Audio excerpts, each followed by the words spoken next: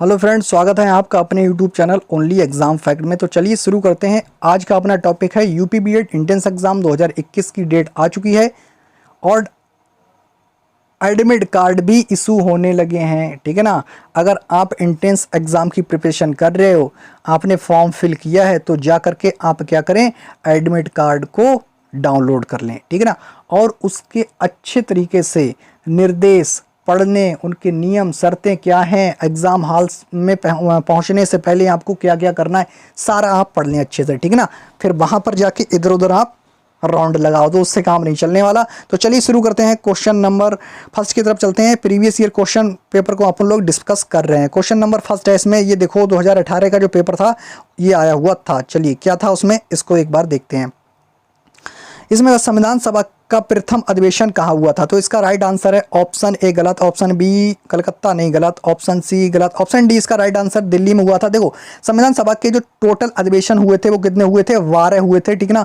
और इसका जो प्रथम अधिवेशन हुआ था दिल्ली में हुआ था। कब हुआ था तो आपको पता हुआ, पता है ना। चलिए कब हुआ था, डेट आप कमेंट बॉक्स में बताएं। और इसका जो लास्ट अधिवेशन हुआ था 24 जनवरी 1950 को हुआ था। राइट। और इसका जो आंसर आपको बताना है कि संविधान सभा का जो प्रथम अधिवेशन हुआ था कब हुआ था, ये डेट बहुत इंपॉर्टेंट है। ठीक ना। चलिए चलते हैं नेक्स्ट क्वेश्चन की तरफ। क्वेश्चन नंबर 2 रहा ये आपके सामने, ये रहा आपके सामने क्वेश्चन नंबर 2। इसमें क्या है, भारत में वयस्क मताधिकार की उम्र सीमा क्या है? तो इसका राइट आंसर होगा ऑप्शन ए 18। बहुत बढ़िया। अभी वोटा वोटिंग तो बहुत चल रही है, आप बहुत इस पर नज़र बनाए हुए हैं ना। चलिए बहुत बढ़िया बढ़िया तरीके से बनाए हुए हैं। चलो इस पर एक थोड़ा सा डिस्कस करूँ। देखो हुआ क्या, इससे पहले जब 1989 से पहले, 1989 से 1989 से पहले होता क्या था, जो एज सीमा थी, यानी कि जो मतदाता जो मत करने के लिए जाते थे उनकी जो एज होती थी 21 वर्ष होती थी। ठीक है ना। तो घटा करके 61वां संविधान संशोधन 1989 में हुआ और उसमें एज को घटा दिया गया। अब 18 वर्ष वाले भी क्या है, वोट डाल सकते। आपने भी डाला होगा, आपने स्थानीय निकाय का वोट डाला है क्या? अरे जो ये पंचायती चुनाव होते हैं उसका वोट डाला या नहीं डाला, कमेंट बॉक्स में जरूर बताएं किस किसने डाला है। और आपने जो वोट डाला था क्या आपका कैंडिडेट जीता या नहीं जीता, इसके बारे में जरूर बताएं। चलिए, या फिर गया रसगुल्ला खाने। चलिए चलते हैं नेक्स्ट क्वेश्चन की तरफ। और क्वेश्चन नंबर 3 ये रहा आपके सामने। क्वेश्चन नंबर 3 है, राष्ट्रीय प्रतीक में सिंहों की संख्या कितनी होती है? भैया शेर की संख्या कितनी होती है बता रहा। चलिए इसका राइट आंसर होता है ऑप्शन बी। कितनी होती है? 4 होती है। हाँ बिल्कुल सही। एक होती है लेफ्ट, एक होती है right. Left right east west. अरे बहुत बढ़िया, आगे पीछे। चलिए अब चलते हैं नेक्स्ट क्वेश्चन की तरफ। क्वेश्चन नंबर 4 ये रहा आपके सामने, ये रहा आपके सामने। हाँ क्वेश्चन बिल्कुल ऐसा ही आने वाला है। निम्नलिखित में से योजना आयोग किस प्रकार की संस्था है? आपको बताना है योजना आयोग किस प्रकार की संस्था है। तो संवैधानिक निकाय नहीं, संविधान में योजना आयोग की कोई भी चर्चा नहीं है। ठीक है ना, कोई भी चर्चा नहीं है। चलो आप एक क्वेश्चन बता दो, योजना आयोग की स्थापना कब हुई थी? योजना आयोग की स्थापना कब हुई थी? बहुत बढ़िया। देखते हैं कौन कौन बता पाता है। ठीक है, कमेंट बॉक्स में ये बताना कि आपको पता था या नहीं पता था। चलो योजना आयोग, आज योजना आयोग का नाम चेंज हो गया। क्या हो गया? नीति आयोग हो गया। क्या हो गया है? नीति आयोग हो गया है। ठीक है, नीति आयोग कब हुआ ये भी क्वेश्चन पूछा जाता है। 1 जनवरी 2015 को नीति आयोग हुआ था। ठीक ना। और योजना आयोग की स्थापना कब हुई ये आप कमेंट बॉक्स में बताएं। चलिए चलते हैं नेक्स्ट क्वेश्चन की तरफ। देखते हैं कितने बंदे एयर टैक्स लगा के इसका आंसर बता सकते हैं। चलिए बहुत बढ़िया बहुत बढ़िया बहुत बढ़िया। अब चलते अगले। देखो नेक्स्ट क्वेश्चन अपना ये रहा क्वेश्चन नंबर 5। ये तो आपके सामने लिखा, ये राष्ट्रीय विकास पत्र यानी कि एनडीसी की स्थापना कब हुई थी? एनडीसी की स्थापना कब हुई थी? तो 6 कब होती?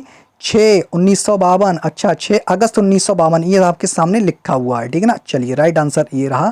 क्वेश्चन नंबर 6 ये रहा आपके सामने और इसमें दे रखा है, क्या दे रखा है देखो क्वेश्चन, वर्ष का सबसे लंबा दिन, वर्ष का सबसे लंबा दिन कौन सा है? क्वेश्चन आपके सामने ये रहे। Option A 20 April, option A 20 April, option B 15 मई, ऑप्शन सी 21 जून या ऑप्शन डी 30 अगस्त। बहुत बढ़िया, गजब का क्वेश्चन है। चलिए देखते हैं कितने बंदे इसका राइट आंसर दे पाते हैं। देखो, वर्ष का सबसे लंबा दिन जो होता है, ऑप्शन सी क्या होता है, ऑप्शन सी, जब सूर्य धड़ाक से कर्क रेखा पर पहुंचता है, यानी कि सूर्य जब लंबवत अपनी किरणें डालता है किस पर, कर्क रेखा पर, ठीक है ना।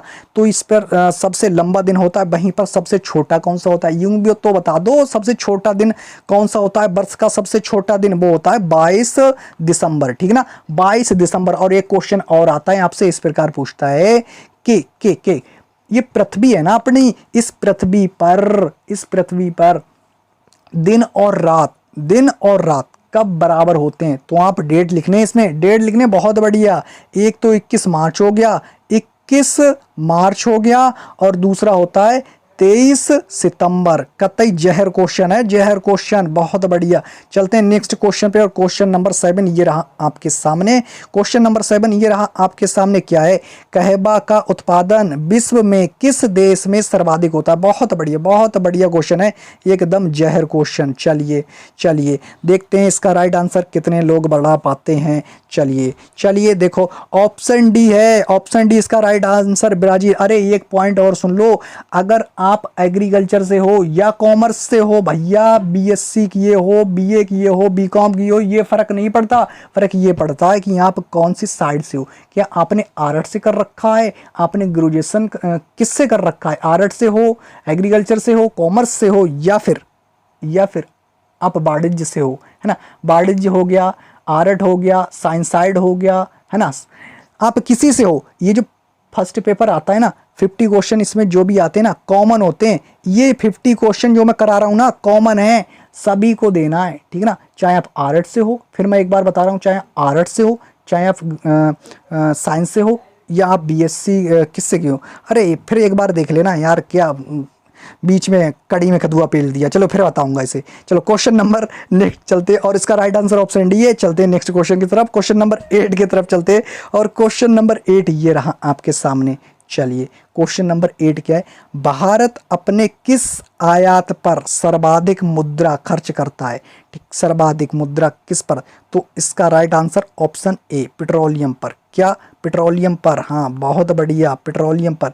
भाई गाड़ी बहुत चला रहे हो आप, थोड़ा कम चलाओ यार। आपको पता है पेट्रोल की अभी डेट क्या रेट कहाँ पहुँच रही है ना, डेट बता रहे हो। चलो डेट बाद में बताना, पहले यूं रेट बता दो, ठीक है।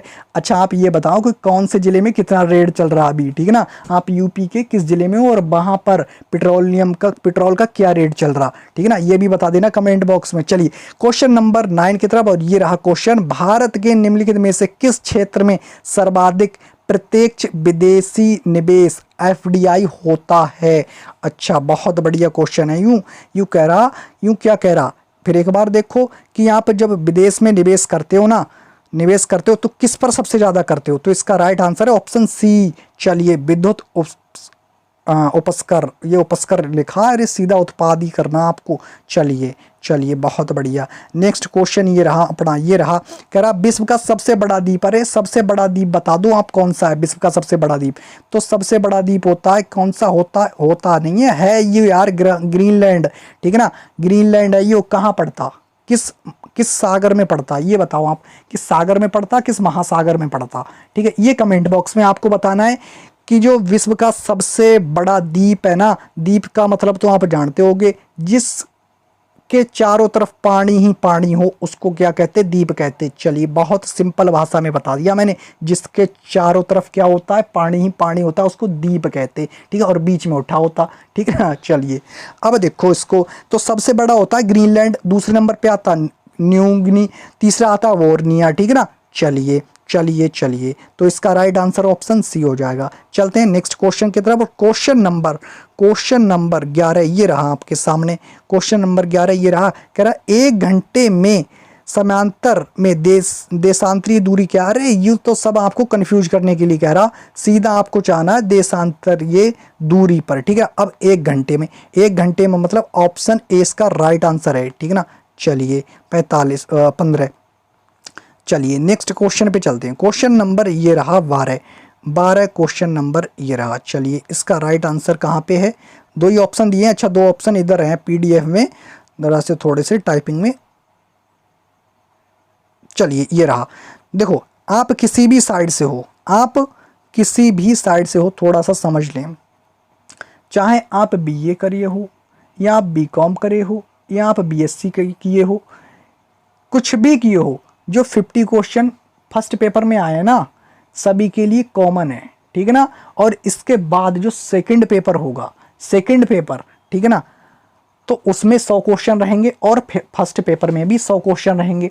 तो फर्स्ट क्वेश्चन में 50 जो होंगे 50 वो हिंदी और इंग्लिश वालों के लिए होंगे। मगर आपने अगर हिंदी को चूज़ किया तो हिंदी, और यदि आपने इंग्लिश को चूज किया है, ठीक है ना, चुना है, तो इंग्लिश के होंगे 50 क्वेश्चन। मतलब यार सीधा सीधा आप समझ लो 50 क्वेश्चन आपके लिए हिंदी के आने वाले हैं, या फिर अगर आपने इंग्लिश को पसंद किया है तो आपके पास इंग्लिश के आने वाले हैं। और इसके अलावा ये जो 50 क्वेश्चन है जो आपके सामने जीएस के चल रहे हैं वो तो आपको पता ही है, ठीक है ना। चलिए चाहे आप किसी भी साइड से हो, ये फर्क नहीं पड़ता आपने साइंस साइड से कर रखा या आपने किससे आर्ट साइड से कर रखा या वाणिज्य से कर रखा यानी कि कॉमर्स से, या फिर आपने एग्रीकल्चर से कर रखा, ठीक है ना।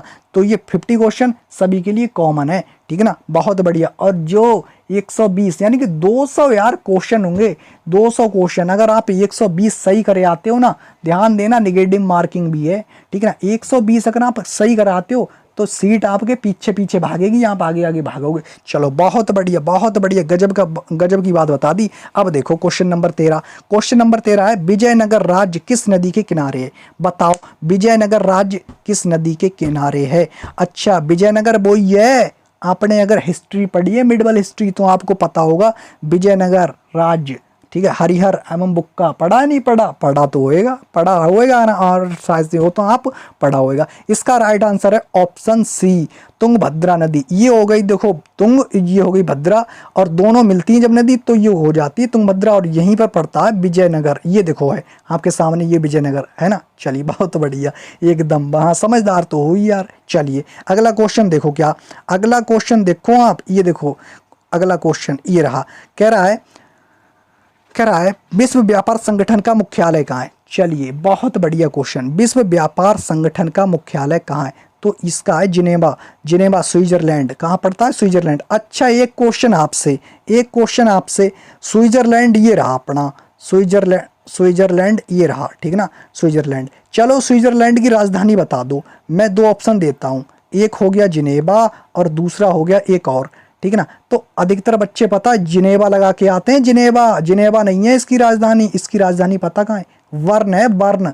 राजधानी कहाँ है? वर्न। ध्यान देना, और यहाँ पर सब क्या जिनेवा लगा के आएंगे, स्विट्जरलैंड की राजधानी जिनेवा लगा के आएंगे, और इसकी राजधानी क्या है? वर्न है, वर्न। क्या है? वर्न। बहुत बढ़िया, गजब की बात बता दी है आपको, गजब की। चलिए देखो अब यहाँ से एक क्वेश्चन और, ये जो दिया विश्व व्यापार संगठन, इसका मुख्यालय कहाँ? जिनेवा। अच्छा ये भी छोड़ो, जिनेवा में मैं आपको बता दूं कौन कौन से मुख्यालय हैं, ठीक है ना। कौन कौन से मुख्यालय हैं ये समझो आप। देखो एक तो हो गया व्यापार संगठन, विश्व व्यापार संगठन। अगर मौसम का पूछे, विश्व मौसम का, तो भी आपको यही लगाना। आपको पूछे अगर बौद्धिक संपदा का, तो भी आपको यही लगाना। अगर आपसे पूछे श्रम का, ठीक है, तो विश्व की बात कर रहा, सब विश्व इसके आगे लिख लेना, पीछे संगठन लिख लेना, ठीक है ना। तो श्रम हो गया, मौसम हो गया, बौद्धिक हो गया, और व्यापार हो गया, श्रम हो गया, इन सभी के संगठन जिनेवा में है, जिनेवा में, ठीक है ना। जिनेवा कहाँ पड़ता? स्विट्जरलैंड का एक क्या है? नगर है, बस राजधानी नहीं है, राजधानी तो वर्न है। बहुत बढ़िया क्वेश्चन बता दिया आपको, सामने अगर आ गया ना तो कसम से क्वेश्चन को आप चीर डालोगे। चलो अगला क्वेश्चन ये रहा आपके सामने, क्वेश्चन नंबर 15। कौन सा? निम्नलिखित में से अंतर्राष्ट्रीय न्यायालय में न्यायाधीशों की संख्या कितनी होती है? बताओ कितनी होती है? 15 होती है, 15, जिसमें आपको पता होगा 5 क्या होते हैं? स्थायी होते हैं, स्थायी इसके कौन? न्यायाधीश। और 10 जो होते हैं वो कौन होते हैं? अस्थायी होते हैं, ठीक है ना। जो ये स्थायी होते हैं, ये क्वेश्चन पूछा जाता, बताओ कौन कौन से देश हैं स्थायी? तो इसमें आप लिख लेना, लिख क्या लेना, आपको पता होगा। यूँ तो बहुत अच्छा क्वेश्चन है। संयुक्त राष्ट्र सबसे बड़ा संगठन तो यही है, यही माना जाता, यूएनए, ठीक, यूएनओ, ठीक है ना, संयुक्त राष्ट्र संघ, है ना।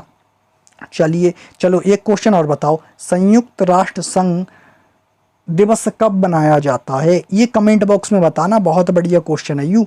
चलिए अब देखो आप तो, और जो 5 स्थाई देश हैं उनके भी नाम एक एक करके नीचे कमेंट बॉक्स में लिख डालना। पता है या नहीं पता है? नहीं पता है तो रिप्लाई में आपको आंसर दे दूंगा। चलिए बहुत बढ़िया, गजब की बात बता दी है आपको, गजब की। क्वेश्चन नंबर ये रहा आपके सामने 16वां।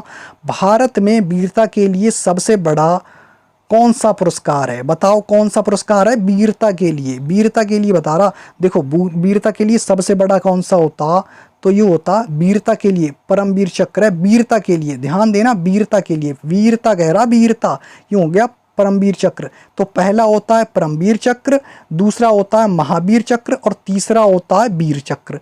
ध्यान देना, ठीक है, बहुत बढ़िया, गजब की बात बता दी। अच्छा एक बात और बता दूं मैं आपको, एक बार और बता दूं, परमवीर चक्र सबसे पहले किसे दिया गया? सोमनाथ को दिया गया, सोमनाथ को दिया गया। क्वेश्चन इस बार यही आने वाला है, समझ लो ये आने वाला है यहीं से, बिल्कुल 100% लगा के जाओ, मतलब ये कह रहा आ सकता है, ठीक है ना। चलिए बहुत बढ़िया, 100% नहीं कह सकता, 90% मान के चलो, ठीक है। हाँ फिर कहो कमेंट करके कि सर जी यूं कह दिया, ठीक है, बहुत बढ़िया, गजब की बात बता दी, ठीक है। चलो अच्छा एक क्वेश्चन एक और माइंड में आता होगा कि जो भारत, चलो अगले चलते हैं पहले क्वेश्चन नंबर 7 की तरफ।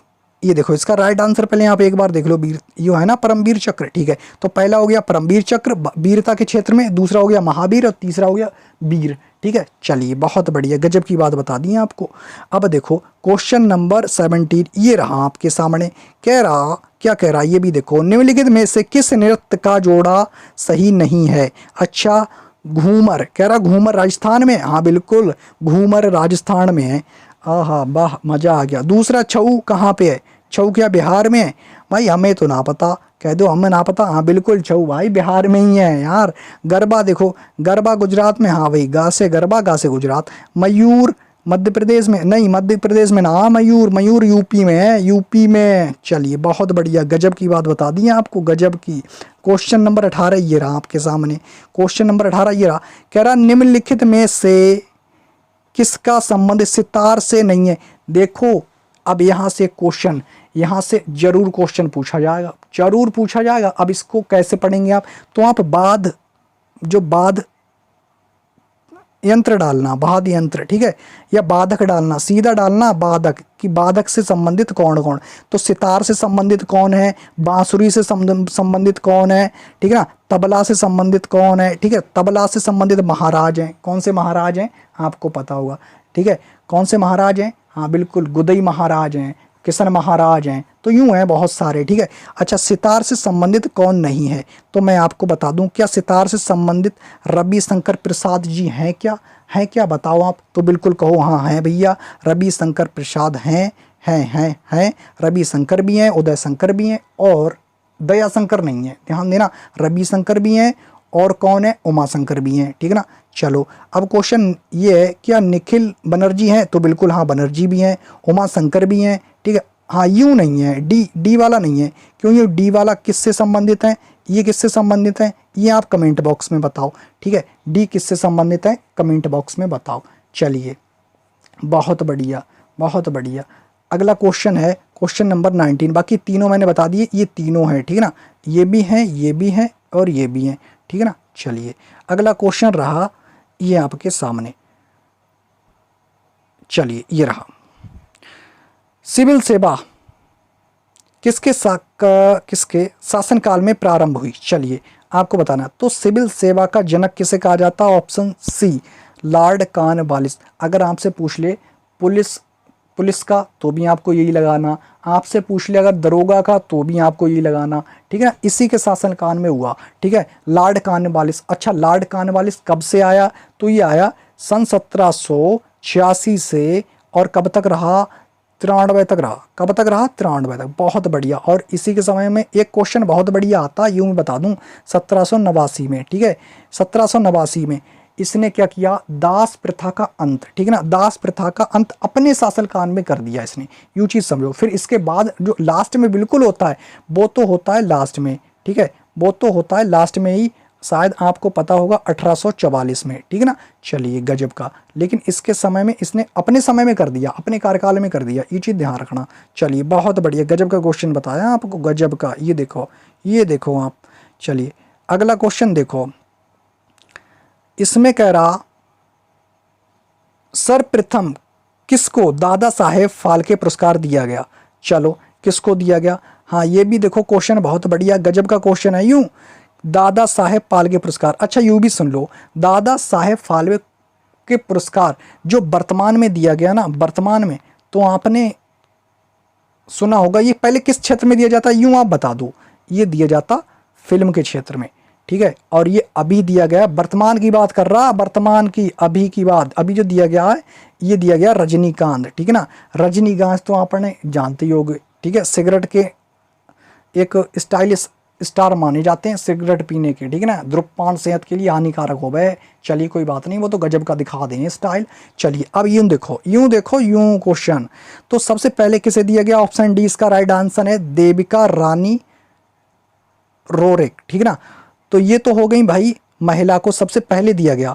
फिर इसके बाद दिया गया पृथ्वी जी को, ठीक है, पृथ्वी, आगे पता नहीं मुझे क्या नाम है, यहाँ पर आप देख लेना, फिलहाल पृथ्वी को दिया गया। अरे आपको तो सिर्फ पकड़ना आंसर, ठीक है ना। चलिए तो दूसरा पृथ्वी को सबसे पहले दिया गया, ठीक है। चलिए गजब का क्वेश्चन है, यूं गजब का। चलते हैं क्वेश्चन नंबर आगे। अच्छा अब मिलते हैं नेक्स्ट वीडियो में, ठीक है, मिलते हैं नेक्स्ट वीडियो में, क्योंकि वीडियो बहुत लंबा होने वाला है। उम्मीद करता हूँ कि सारे क्वेश्चन आपको 2 से 3 दिन में, जितने भी प्रीवियस क्वेश्चन पेपर थे 17 और 18 का करा दूंगा, फिर जितने भी मॉक टेस्ट हैं और जितने भी हिंदी से आए हुए हैं सारे जल्द से जल्द करा दूंगा, ठीक है ना। तो बने रहिए हमारे साथ, और अगर आप पहली बार चैनल पर आए ना, तो चैनल के लाल बटन को आप टिप से एक बार दबा दें भाई, यार दबाने में कुछ नहीं जा रहा, ठीक है ना। चलिए बहुत बढ़िया, और अपनी तैयारी करते रहिए, और ये भी तैयारी करते रहिए। देखो हिंदी के लिए पर्यायवाची को आप रट डालो, क्वेश्चन 4 से 5 देखने के लिए मिलने वाले हैं, मतलब यार कसम जहर क्वेश्चन है। पर्यायवाची, विलोम शब्द, देखो मैं थोड़े से इस पर 5 चैप्टर हिंदी के लिख रहा हूँ, आप उस पर पकड़ बनाओ, ठीक है ना। पर्यायवाची से 5 क्वेश्चन मान के चलो, पर्यायवाची से, विलोम से 4 क्वेश्चन, ठीक है ना।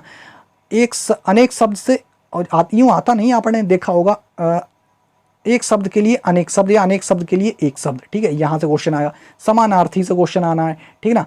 अलंकार, रस, छंद, इनसे तो एक क्वेश्चन निश्चित है ही यार। ये बताओ 50 क्वेश्चन कहाँ ले जाओगे, 50 क्वेश्चन यहीं से तो आएंगे सब। चलिए मिलते हैं नेक्स्ट वीडियो में, तब तक के लिए पढ़ाई करते रहिए, धड़ाधड़ पढ़ाई करते रहिए, क्योंकि जो पेपर है ना सर पे ही बैठा है एकदम, ध्यान देना अच्छा। तो चलिए मिलते हैं। अगर आप पहली बार चैनल पे आए हैं तो चैनल को सब्सक्राइब करना ना भूलें, और अगर आपका कोई भाई, फ्रेंड, जो भी दोस्त है यार, चैनल को शेयर कर दो। चलिए मिलते हैं नेक्स्ट वीडियो में, टाटा बाय बाय।